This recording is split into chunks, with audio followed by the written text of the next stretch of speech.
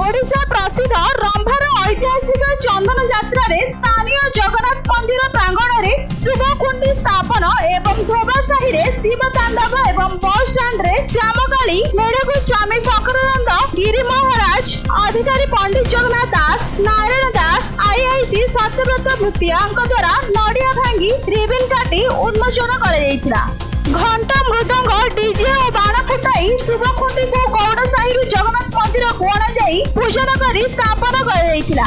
उक्त कार्यक्रम को शांति कमिटी सभापति विजय चंद्र विश्वाल पुनः स्वाई उमेश चंद्र महांती बनवासी नाहक पानंबर सेठी रामचंद्र आचार्य लक्ष्मी नारायण सेनापति सुरेंद्र परिडा जगन परिडा दिलीप घासी पिंकू प्रधान सुदर्शन सेनापति भिकारी विश्वाल प्रमुख योगदान कर ग्रामवासी सहयोग कार्य शांति श्रृंखला समापन होता यात्रा को उपभोग करने बासिंदा और यात्रा दर्शक चातक भली चाहि रहिथिबा बेले सामान्य गछडाल हलिले दीर्घ समय धरी विद्युत विच्छिन्न करा जाउथिबारु दीर्घ 7 दिन धरी विद्युत सेवा किपरि जोगाई दिया जिवो साधारण आलोचना हेउछि। गंजाम रंभारू बनवासी सेटिंग रिपोर्ट न्यूज।